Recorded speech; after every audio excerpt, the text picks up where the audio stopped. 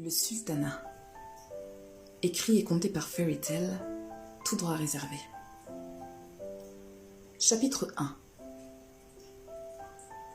Sourila avança, le visage figé par l'angoisse, la honte et la peur.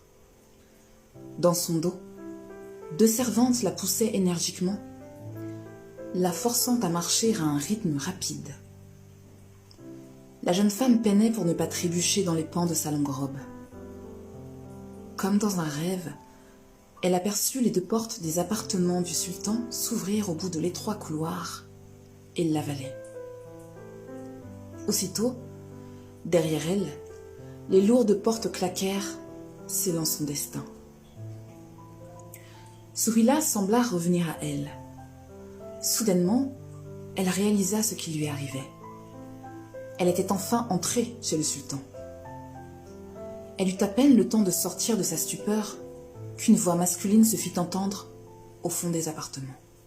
« Paix sur toi. » La jeune beauté releva brusquement la tête, cherchant à qui appartenait cette voix. Elle plissa les yeux pour tenter de percer la pénombre d'une immense chambre que la richesse et la magnificence du mobilier et des décorations rendaient presque irréelles. Des statues fabriquées en albâtre, ébène et autres bois précieux étaient placées çà et là. Elles étaient aussi imposantes que le plus fort des esclaves abyssins. Une dizaine de larges et profonds coffres emplis de fourrures, de soieries et de vêtements des plus somptueux étaient posés à même le sol.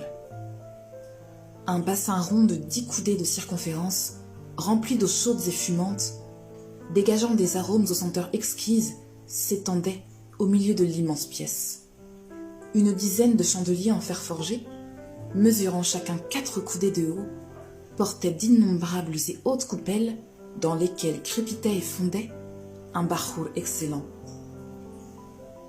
La chambrée était sublime et très chargée, baignée dans des fumées et des vapeurs délicieusement parfumées qui se mêlaient les unes aux autres sans que l'atmosphère n'en soit néanmoins étouffante. Sourila cessa de marcher, transportée par les beautés s'étalant sous ses yeux. Elle promenait son regard partout autour d'elle, la bouche entr'ouverte et les yeux animés d'un étonnement enfantin. Jamais elle n'avait vu de pareille richesse.